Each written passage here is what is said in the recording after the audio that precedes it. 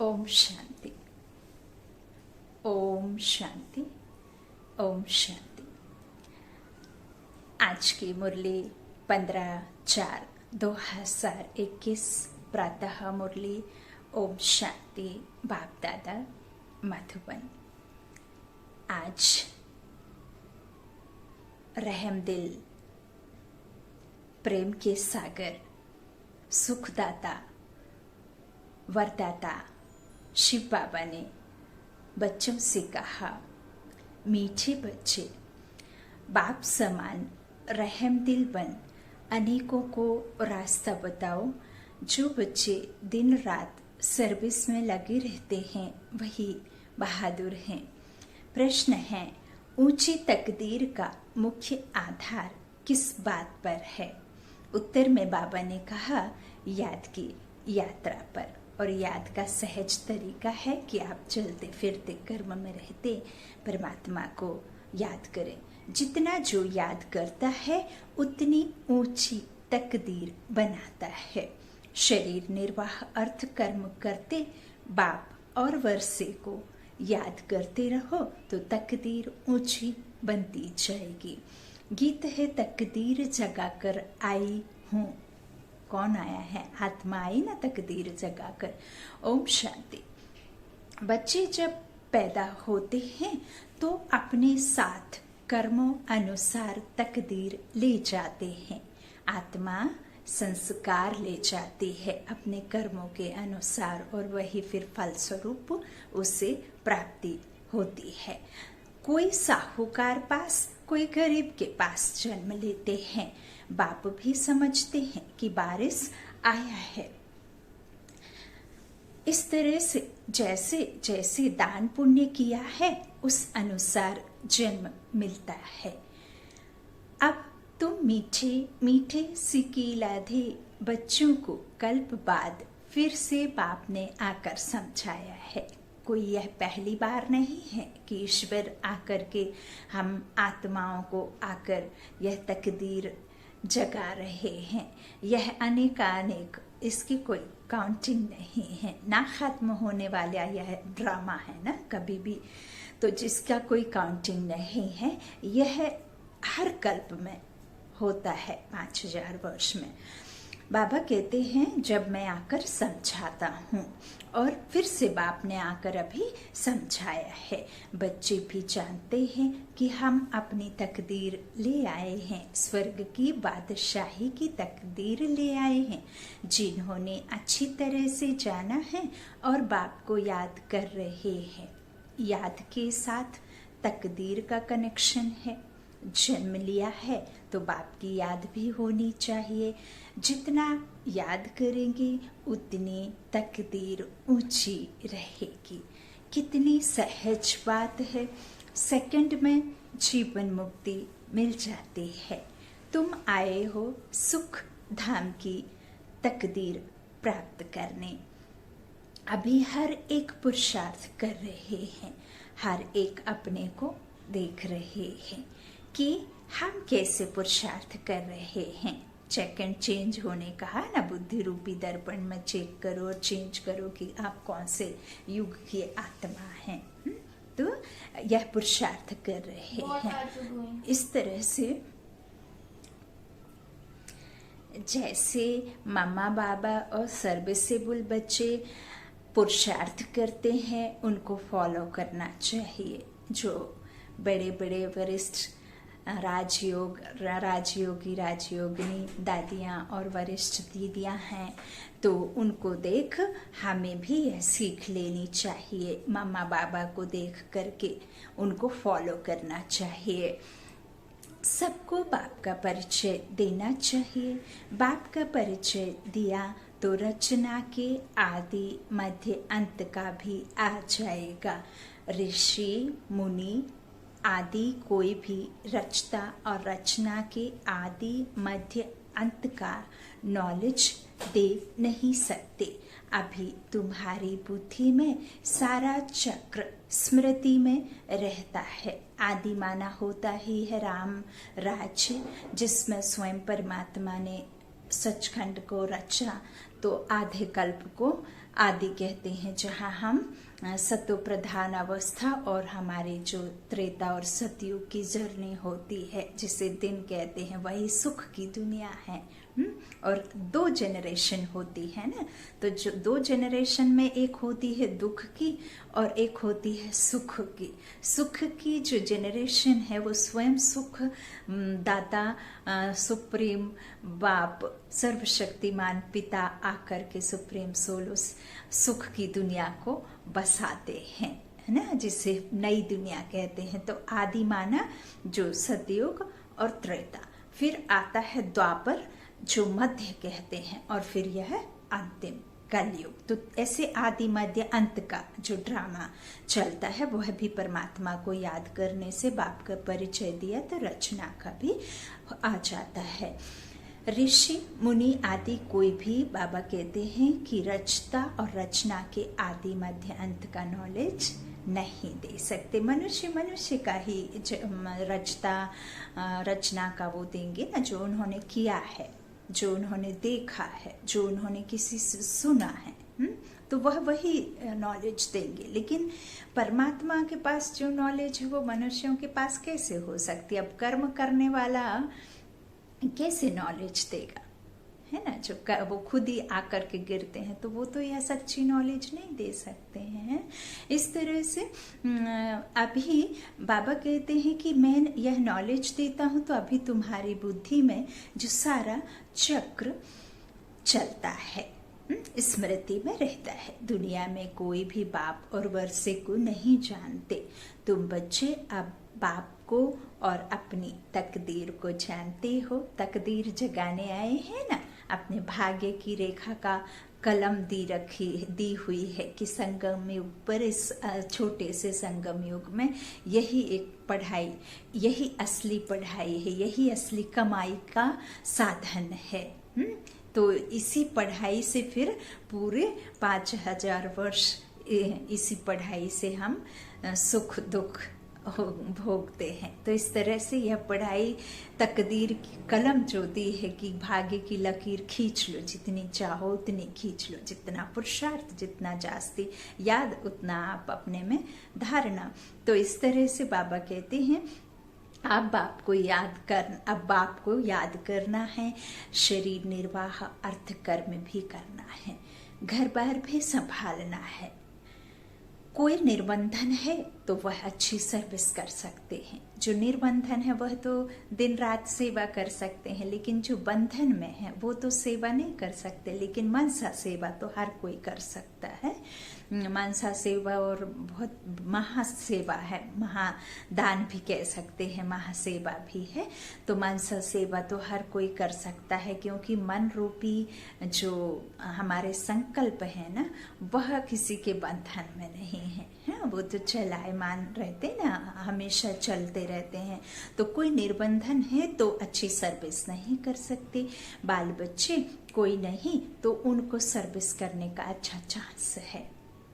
जिनके बच्चे आदि नहीं हैं, जो काम ज़्यादा नहीं है घर में, तो वह उनको भी बाबा अथॉरिटी दे रहे हैं। देखिए कितना अच्छा बाबा है ना, सबको बिल्कुल एक समान हक देते हैं। तो बाबा कहते हैं उनके लिए अच्छा चांस है जिनके बच्चे नहीं हैं, बाल बच्चे। तो बाबा बहुत चतुर सुजान है। हाँ, स्त्री को पति व बच्चों का बंधन होता है ना। बंधन कौन से होते हैं? आप जब एक नए रिश्ते में जुड़ते हैं तो आपको बच्चों की देखभाल करना, पति की देखभाल करना, उनके परिवार की देखभाल करना, उनका दिन भर जो भी वो चाहते हो उस तरह से अपने को करना, तो वो बंधन हो जाता है ना। बाबा कहते हैं कि इस तरह से जिनके बच्चे और पति होते हैं तो उनको फिर करना होता है ना, संभालना होता है, घर बार संभालना होता है। लेकिन जिनके नहीं तो उनको तो कोई बंधन ही नहीं है। बाबा कहते हैं पति और बच्चों का बंधन होता है। अगर बच्चे नहीं है तो बंधन मुक्त ठहरे ना, बंधन मुक्त ठहरे, वह जैसे वानप्रस्थी हो गए। फिर मुक्ति धाम में जाने के लिए संग चाहिए। तो भक्ति मार्ग में तो जो है संग मिलता है, भक्ति मार्ग में संग मिलता है साधुओं आदि का। अब निवृत्ति मार्ग वालों का, वह निवृत्ति मार्ग वाले प्रवृत्ति मार्ग का वर्षा दिला ना सके। तो तुम बच्चे ही दिला सकते हो। तुमको बाप ने रास्ता बताया है। भारत के हिस्ट्री, ज्योग्राफी, 84 जन्मों की बैठ समझाओ। और बाबा कहते भारतवासी ही 84 जन्म लेते हैं, एक की बात नहीं है। सूर्यवंशी, सो फिर चंद्रवंशी, फिर वैश्यवंशी घराने में आते हैं। नंबरवार तो होते हैं ना। भारत का पहला नंबर प्रिंस है श्री कृष्ण, जिसको झूले में झुलाते हैं। और प्रिंस है श्री कृष्ण, जिसको झूले में झुलाते हैं। यूँ तो फिर यदि आप अपने आप को खुश देखना चाहते हैं और ऐसा समझते हैं कि कृष्ण को ही सब कुछ अपना मानते, अभी भी भगवान को जैसे कृष्ण को देखते हैं, तो फिर परमात्मा ने हमें जो ब्रह्मा बाबा के तन में जो आत्मा है वो कृष्ण की आत्मा है। तो यूँ तो हमारे इस ब्राह्मण उसमें भी ईश्वरी विश्वविद्यालय में भी प्रजापिता ब्रह्मा ही तो कृष्ण की आत्मा का शरीर है, वो है आत्मा। तो फिर यूँ तो आपके साथ में है, आप वो भी अनुभव कर सकते हैं। आप सोच सकते हैं कि कृष्ण हमारे साथ है ना, लेकिन भगवान नहीं है ना। भगवान तो वो निराकारी शिव पिता, एक ही परमात्मा, उनके ये बच्चे हैं ना। तो इस तरह से श्री कृष्ण है साथ में, लेकिन वो भगवान नहीं है, वह तो खुद ही नीचे गिरते हैं ना। तो इस तरह से बाबा कहते हैं कि इनको झूले में झुलाते हैं, दूसरे नंबर को झुलाते ही नहीं हैं। दूसरे नंबर को नहीं ना, चंद्रवंशी वालों को नहीं झुलाते ना, कृष्ण को झुलाते हैं। तो इस तरह से बाबा कहते हैं कि दूसरे नंबर को झुलाते ही नहीं है, क्योंकि कला कम हो जाती है। अब चंद्रमा पूरा होता है तो पूर्णिमासी कहते हैं, लेकिन दूसरे दिन तो आप उसे पूर्णिमासी नहीं कहेंगे ना। दूसरा दिन लग जाता है तो उसका नाम बदली हो जाता है ना। फिर उसे पूर्णिमासी की पूजा या नहाना धोना इस तरह से नहीं कहते ना। तो इसीलिए बाबा कहते हैं कि जब फर्स्ट सूर्यवंशी घराने में आता है तो नंबर पहला होता है, इसीलिए उसे झुलाते हैं। लेकिन दूसरे नंबर पे गया तो कला कम हो जाती है ना, तो फिर उसे झूले में थोड़ी झुलाएंगे, है ना। सतो प्रधान अवस्था थोड़ी कहेंगे, स्वर्ग थोड़ी कहते हैं। फिर उसे त्रेता में बदली हो जाता है, लेकिन श्रेष्ठ रहते हैं। सूक्ष्म गति से थोड़ा थोड़ा शुरुआत हो जाती है। तो मनुष्य समझते नहीं कि कृष्ण एक है व दो तीन है। कृष्ण की डिनाइस्टी चलती है, यह किसको भी पता नहीं है। पूजा सिर्फ नंबर 1 की होती है, मार्क्स तो नंबरवार ही मिलते हैं। तो पुरुषार्थ करना चाहिए कि क्यों ना हम पहले नंबर में आए, मम्मा बाबा को फॉलो करें, उनकी राजधानी ले लें। जो अच्छी सर्विस करेंगे वह अच्छे महाराजा के घर में जन्म लेंगे। वहाँ तो है ही महाराजा महारानी, हाँ महाराजा महारानी फिर जो है राजा रानी बनते हैं। महा और महारानी, फिर ये महा निकल जाता है टाइटल, फिर राजा रानी बनते हैं, है ना। तो इस तरह से उस राम की जो है चंद्रवंशी कला में आने से राम सीता का राज्य आ जाता है पूज्य से।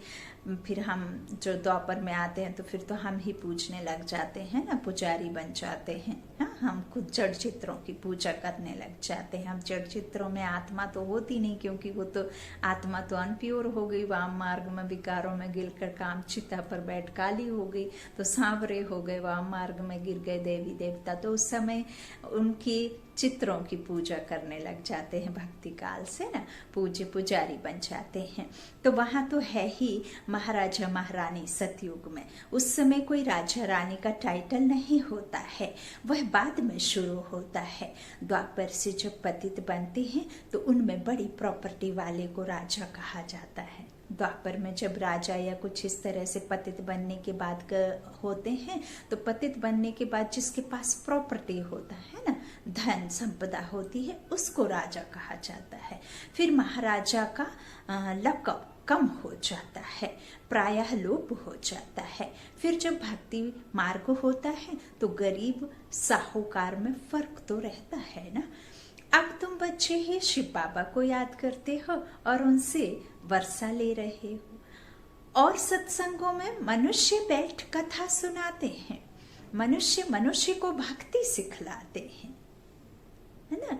तो बेज्ञान देकर सदगति नहीं कर सकते। अब कोई भी ज्ञान मनुष्यों का वह सदगति नहीं दिला सकता किसी की भी।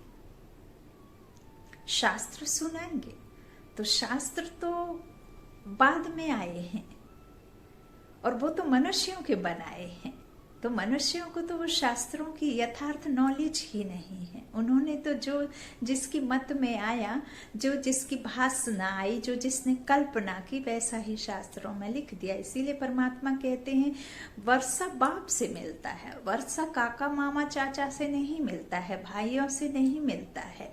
तो वह तो अनुज है ना, वह सर्व आत्माओं का पिता तो परमात्मा है। वह जो मनुष्य है वो तो आत्मा आत्मा भाई है ना, तो भाइयों से कैसे मिलेगा, है ना। तो किसी भी मनुष्य आत्मा को कोई भी मनुष्य ज्ञान दे, उस ज्ञान से किसी की सदगति नहीं होती। अब महात्मा गांधी चरखा चलाते थे, वो रघुपति राघव राजा राम पतित के पावन सीताराम कहा करते थे, तो सबने कह दिया वो चाहते थे कि इस संसार में सुख हो और पतित से पावन बने। लेकिन वो पतित पावन बनाने वाला राम कौन है, किसकी याद में टिकना है, कौन से राम को याद करना है। ऐसे तो लौकिक जीवन में स्थूल नाम बहुत सारे राम के नाम रख देते हैं, है ना, रामचंद्र, श्याम, ऐसे घनश्याम, इस तरह से रख देते हैं। लेकिन रियलिटी जो यथार्थ रीति राम जिसे हम याद करके सदगति होती है, तो वह तो निराकार शिव बाबा ही है ना। तो इस तरह से बाबा कहते हैं कोई भल कितना भी, अब महात्मा गांधी ने भल इस देश पर इस तरह से अपने आप को कुर्बान किया या बलिदान किया या इतना सब कुछ किया, लेकिन उनके बलिदान जाने से किसी मनुष्य की तो सदगति नहीं हो सकती ना हुई ना होगी। अब फौजी हमारे बॉर्डर पर लड़ाई करते हैं, देश पर जवान शहीद होते हैं, तो उन जवान के शहीद होने से तो किसी की सदगति नहीं होती। लेकिन वो जवान यदि ज्ञान में चल रहा है और वो फौजी यदि ईश्वर की याद में रह करके अपना ड्यूटी कर रहा है, तो जरूर उस आत्मा की सदगति होगी। ये है ना। तो परमात्मा की याद से ही सिर्फ और सिर्फ बेहद का बाप ही सदगति दाता है सर्वात्माओं का। तो इस तरह से बाबा कहते हैं कि ज्ञान देकर सदगति नहीं कर सकते मनुष्य। वेद शास्त्र आदि सब हैं भक्ति मार्ग की। सदगति तो ज्ञान से होती है और ज्ञान तो उनके पास होती नहीं, ज्ञान तो लोप हो जाती है, ज्ञान तो सिर्फ संगम युग पर ही वापस आती है। तो संगम युग पर परमात्मा अवतरण होते हैं तभी। तो पुनर्जन्म को भी मानते हैं, मानते तो है लेकिन उसका भी यथार्थ नहीं जानते। बीच में तो कोई भी वापस जा ना सके। पुनर्जन्म तो होता है, जो शरीर छोड़ता है वो वापस जन्म भी लेती है, आत्मा दूसरे तन को आधार लेती है।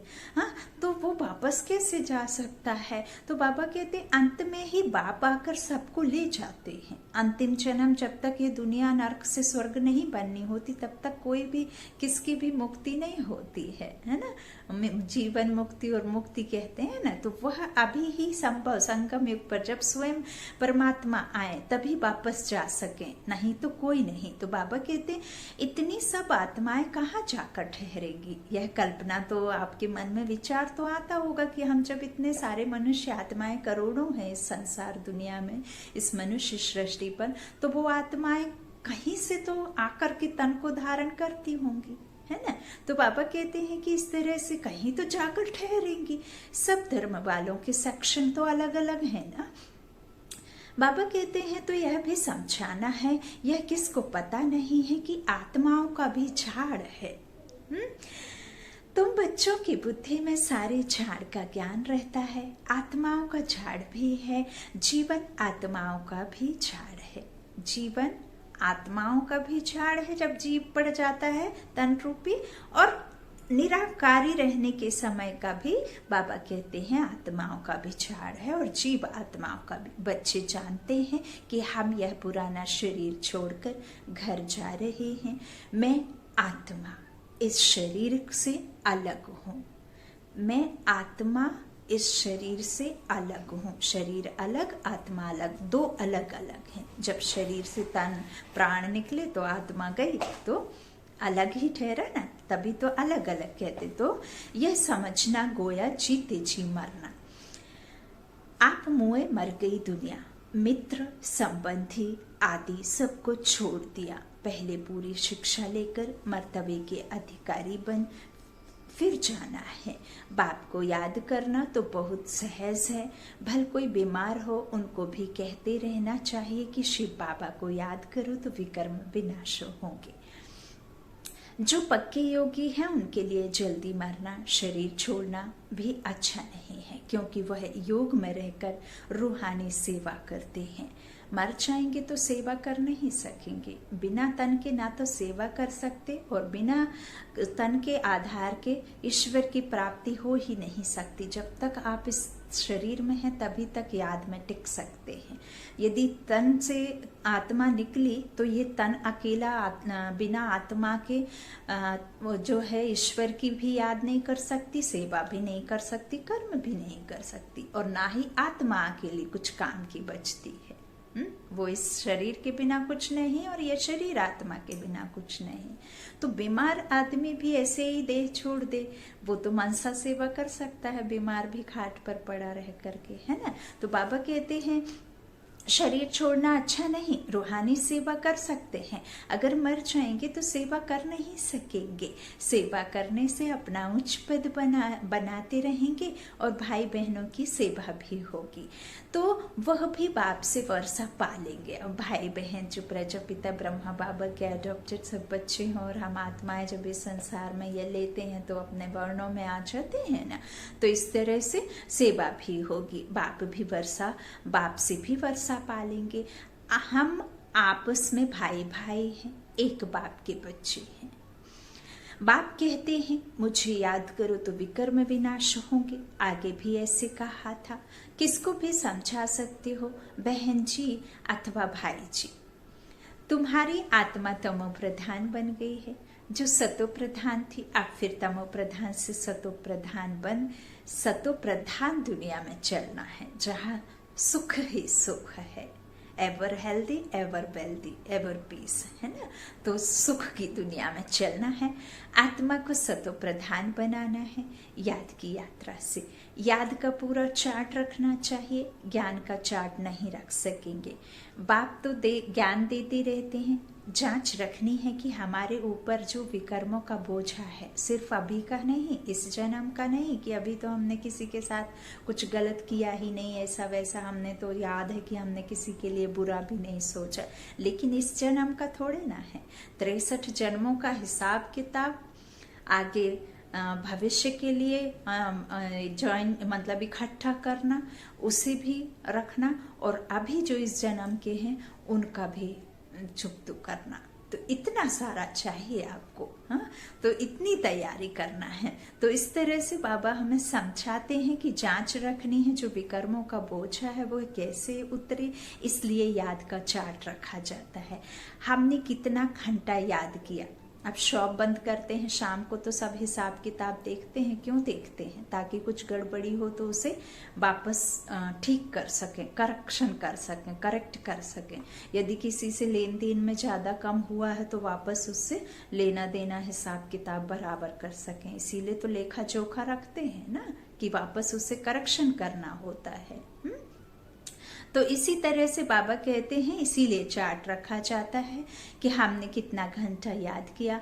मूल वतन को भी याद करते हैं, फिर नई दुनिया को भी याद करते हैं। उथल पुथल होनी है, उसकी भी तैयारी हो रही है। बॉम्ब्स आदि भी बनते जाएंगे। एक तरफ कहते हैं कि हम ऐसे ऐसे मौत के लिए सामान बना रहे हैं। अब वो बॉम्ब्स आदि बन रहे हैं तो मौत के लिए तो बना रहे हैं, रखने के लिए तो नहीं बनाएंगे, उनको देख के पूजा करने के लिए, है ना। तो सामान बना रहे हैं। तो इस तरह से बाबा कहते हैं कि दूसरी तरफ कहते मौत का सामान नहीं बनाओ। अब समुद्र के नीचे भी मारने का सामान रखा है, ऊपर आकर बॉम्ब्स छोड़ फिर समुद्र में चले जाएंगे। तो बाबा कहते हैं ऐसी ऐसी चीजें बनाते रहते हैं, यह अपने ही विनाश के लिए है। अपने ही विनाश के लिए है ना। भाई भाई हैं सब आत्माएं, तो सबका यही हाल होना है, तो वो रखे थोड़ी रहेंगे। तो बाबा कहते हैं कि यह अपने ही विनाश के लिए कर रहे हैं। मौत सामने खड़ा है, इतने बड़े बड़े महल बना रहे हैं, तुम जानते हो यह सब मिट्टी में मिल जाएंगे।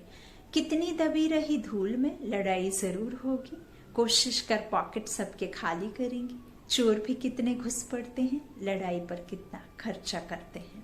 यह सब मिट्टी में मिल जाना है, मकान आदि सब गिरेंगे। बॉम्ब्स आदि गिरने से सृष्टि के 3 भाग खलास हो जाते हैं। जिस तरह से हमारे शरीर में एक हिस्से में बाकी सब है, बाकी 3 हिस्से में पानी है, इसी तरह से यह पृथ्वी भी 3 हिस्से में लबालब पानी और एक हिस्से में जो दुनिया सतयुगी है ना।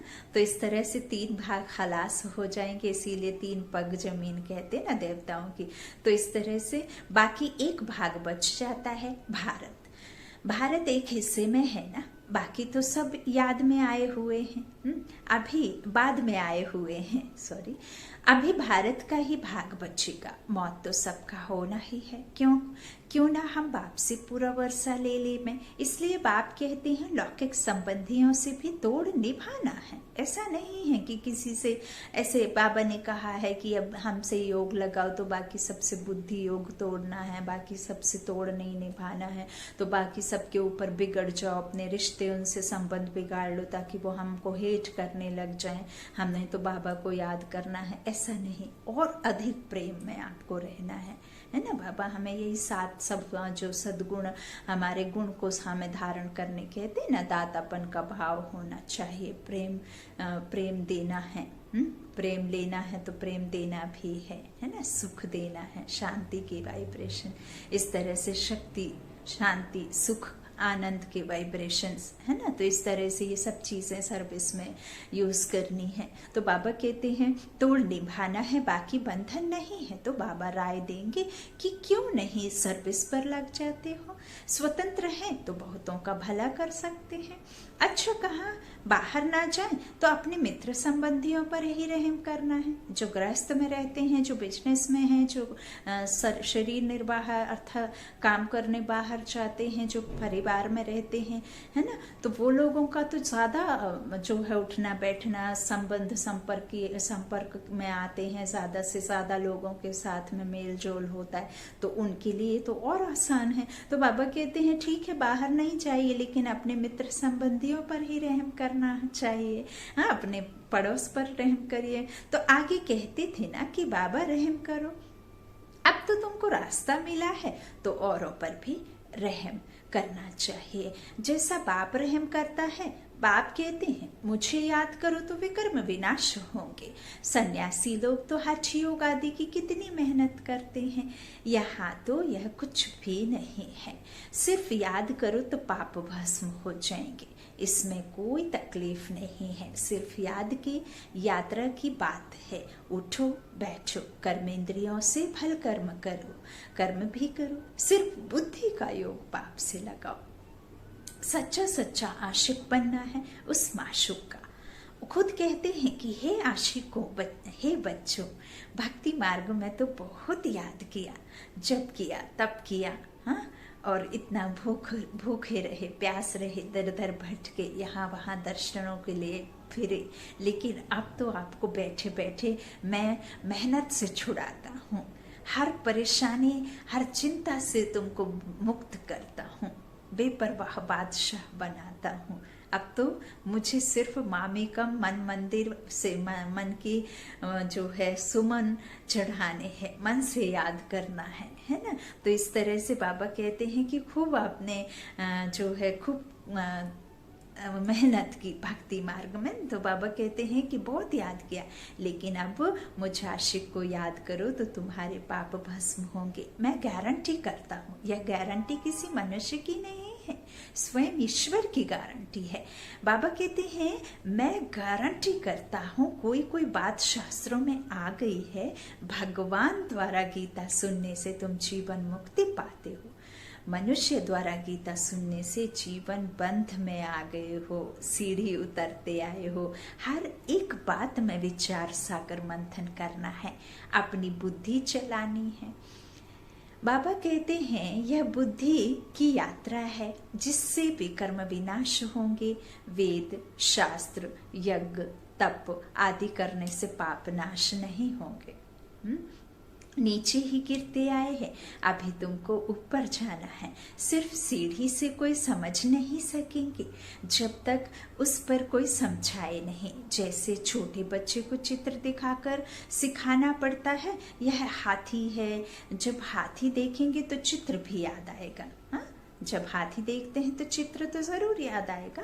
तो जैसे तुम्हारी बुद्धि में आ गया है, चित्र में हमेशा छोटी चीज दिखाई जाती है। तुम जानते हो कि बैकुंठ तो बड़ा होगा ना, बड़ी राजधानी होगी, वहां हीरे जवाहरातों के महल होते हैं। वह फिर प्रायः लोप हो जाते हैं, सब चीजें गायब हो जाती हैं। द्वापर में कोई भी सतयुग त्रेता की चीज एंट्री नहीं करती है। कोई भी देवकुल की आत्माएं उधर नहीं आकर के रहती हैं। कोई भी उधर की चीज वस्तु कुछ भी नहीं रहता है ना, क्योंकि फिर वो मनुष्यों की दुनिया अपवित्र हो जाती है ना। पतित से पावन बनाने वाला पिता, और फिर वापस हम सतो रजो तमो में गिरते हैं तो सतो अवस्था तो खत्म हो जाती है। तो इस तरह से बाबा कहते हैं कि वहां पर कोई भी जो है वो प्रायः लोप हो जाते हैं, सब चीजें गायब हो जाती हैं। नहीं तो यह भारत गरीब कैसे बना? यदि वह चीजें साथ साथ चलती तो गरीब कैसे बनता? साहूकार से गरीब और गरीब से साहूकार बनना है। बाबा ने कहा भी है, भारत ही सबसे ज्यादा जास्ती गिरता है। जो जितना गिरा है वो उतना उठेगा भी, और जो जितना उठा है वो उतना गिरेगा भी। यह भी ड्रामा में नूंद है। वेगर टू प्रिंस बनना तो अब वही चढ़ती कला है। जीते जी मर जाना, कोई भी आसक्ति ना रहे, कोई भी अप्राप्ति, संतुष्ट बनना है। तो इस तरह से बाबा कहते हैं यह भी ड्रामा बना बनाया है, इसलिए सीढ़ी पर समझाया जाता है। नए नए आते हैं, उनको समझाने से प्रैक्टिस होगी, मुख खुल जाएगा। सर्विस लायक बच्चों को बनाया जाता है। कई सेंटर्स पर तो बहुत बच्चे अशांति फैलाते रहते हैं। बुद्धि योग बाहर भटकता है तो नुकसान कर देते हैं, वायुमंडल खराब कर देते हैं, एनवायरमेंट खराब हो जाता है ना। तो बाबा कहते हैं इस तरह से नंबर वार तो है ना। फिर बाप कहेगा तुमको पढ़ाना है, तुमने पढ़ा नहीं, तो यह हाल अपना देखो। अब बाबा कहते हैं दिन प्रतिदिन जास्ती साक्षात्कार होते रहेंगे, पाप करने वालों को सजाएं भी मिलती रहेंगी। फिर कहेंगे नाहिक हमने पाप किया। बाप को सुनाकर प्रायश्चित करने से कुछ कम हो सकता है, नहीं तो वृद्धि होती रहेगी। अब कई गुना होएगा ना, क्योंकि जानबूझकर होना होता है। ऐसा नहीं कि नेचर है। पुराने द्वापर के संस्कार छोड़ने की बात बाबा कहते हैं, वो अपने संस्कार नहीं है, उन्हें छोड़ना है, तो वो तो झूठे संस्कार है ना। तो बाबा कहते हैं ऐसा होता रहता है कि वृद्धि होएगी अगर आप इस तरह से खुद में जो है प्रायश्चित करने का नहीं देखेंगे। तो खुद भी महसूस करेंगे, परंतु फिर कहते क्या करें, हमारी यह आदत मिटती नहीं। बाबा कहते इससे तो घर जाकर रहें। हाँ, कोई तो अच्छी सर्विस करते हैं, कोई डिससर्विस भी करते हैं। हमारी सेना में कौन कौन बहादुर हैं, यह बाप बैठ नाम बताते हैं। बाकी लड़ाई आदि की यहाँ बात नहीं है, एक दूसरे से लड़ाई की बात नहीं है ना। बाबा कहते हैं आत्मा की आत्मा पर विजय प्राप्त करना, आत्मा की आत्मा से लड़ाई है। आत्मा आत्मा से कहती है कि मैं ऐसी बन गई हूँ, अब मुझे कैसा बनना है ना। तो बाबा कहते हैं यहाँ कोई लड़ाई की बात, डिबेट की बात तो है ही नहीं, है ना। तो फिर इस तरह से डिससर्विस करते, इससे अच्छा तो घर में जाकर बैठे। बाबा कहते हैं कि बाकी लड़ाई नहीं करनी, यह है बेहद की बात है। अच्छे बच्चे होंगे तो बाप जरूर महिमा भी करेंगे। बच्चों को बहुत रहम दिल, कल्याणकारी बनना है, अंधों की लाठी बनना है, सबको रास्ता बताना है कि बाप को याद करो तो विकर्म विनाश होंगे। पाप आत्मा और पुण्य आत्मा कहते हैं ना, तो ऐसे थोड़े ही कि अंदर परमात्मा है, वह आत्मा को कोई परमात्मा बन जाती है। बाबा कहते हैं कि ऐसा तो नहीं है ना। पुण्य आत्मा और पाप आत्मा कहते हैं तो अंदर परमात्मा है, वह आत्मा कोई परमात्मा बन जाती है। कोई भी आत्मा परमात्मा नहीं बन सकती ना। पुण्य आत्मा देवात्मा होती है, धर्मात्मा होती है, लेकिन पर पुण्य आत्मा नहीं होती ना, है ना। तो बाबा कहते परमात्मा तो नहीं बन जाती, यह सब रॉन्ग है। परमात्मा पर थोड़े ही पाप लगता है, वो थोड़े ना है ऐसे कर्म विकर्म दुर्गति में आते हैं। हाँ, वो थोड़े एक शरीर छोड़ दूसरा लेते हैं। तो इस तरह से बाबा कहते हैं कि मैं थोड़े ना पाप आत्मा, मैं तो एवर प्योर हूँ, है ना। तो मैं तो, मेरे ऊपर तो कोई डायरेक्टर क्रिएटर है नहीं, हमारे ऊपर सब डायरेक्टर क्रिएटर है, लेकिन उनके ऊपर तो नहीं है कोई माता पिता, कोई डायरेक्टर क्रिएटर।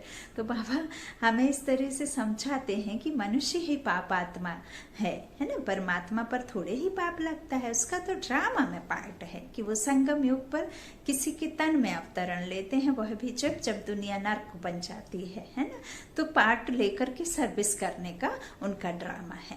मनुष्य ही पापात्मा पुण्य आत्मा बनते हैं, और मनुष्य आत्माएं ही जो पूज्य से पुजारी बनते हैं। आपे ही पूज्य, आपे ही पुजारी, माना हम आत्माएं ही पूज्य और हम आत्मा ही पुजारी। परमात्मा तो है ही पारलौकिक परम पिता, एवर प्योर, एवर पूज्य, परम पूज्य, है ना। परम पूज्य परम पिता परमात्मा कहते हैं ना, परे ते परे, जहाँ किसी की बुद्धि ना जा पाती हो। हाँ, परे ते परे, पार लौकिक बाप। तो इस तरह से बाबा कहते हैं कि जो सतो प्रधान थे वही तमो प्रधान बने हैं, और बाबा कहते हैं उनके तन में बाप बैठ सतो प्रधान बनाते हैं, तो उनकी मत पर चलना पड़े ना। अभी बाप ने तुम बच्चों को विशाल बुद्धि बनाया है। अभी तुम जानते हो कि राजधानी कैसे स्थापन हो रही है। बाप ही ब्रह्मा तन में आकर ब्रह्मा मुख वंशावली बच्चों को राजयोग सिखाए, देवी देवता बनाते हैं। मुख वंशावली माना मुख से ज्ञान देते हैं। इन कर्मेंद्रियों का सहारा लेके किसी के मुख से कोई बच्चे आदि नहीं निकलते हैं, शेर के मुख से दिखा देते हैं ना, तो इस तरह से कुछ भी नहीं। ब्रह्मा मुख वंशावली अर्थात ब्रह्मा के मुख से, कोई कुख वंशावली नहीं, मुख वंशावली, है ना। तो मुख वंशावली बच्चों को राजयोग सिखाए, देवी देवता बनाते हैं। और इस ज्ञान जो ज्ञान का दाता है, इस मुख के द्वारा वो ज्ञान, बड़ी ज्ञान की नदियां है ना, ब्रह्मपुत्र नदी, तो यह ब्रह्मपुत्र बड़ी नदी है। इसके मुख से फिर ज्ञान गंगाएं निकलती हैं, फैलती हैं चारों ओर। तो इस तरह से फिर छोटी छोटी नदियां, बाबा कहते हैं फिर पुनर्जन्म ले सीढ़ी उतरते हैं। अब फिर सब रिपीट करना है। बाप फिर ब्रह्मा द्वारा स्थापन करा रहे हैं, ह्यूमैनिटी का, नई दुनिया का क्रिएट कराते हैं इनके द्वारा, क्रिएशन, है ना। और परमात्मा क्रिएटर है ना, इनसे क्रिएट कराता है, इनको स्थापना इनके द्वारा। तो मनुष्यों की नई दुनिया की, है ना, तो नई दुनिया की देवी देवता की। बाबा कहते हैं इस तरह से बाप फिर ब्रह्मा द्वारा स्थापना करा रहे हैं। योग बल से तुम 5 विकारों पर जीत पाकर जगत जीत बनते हो।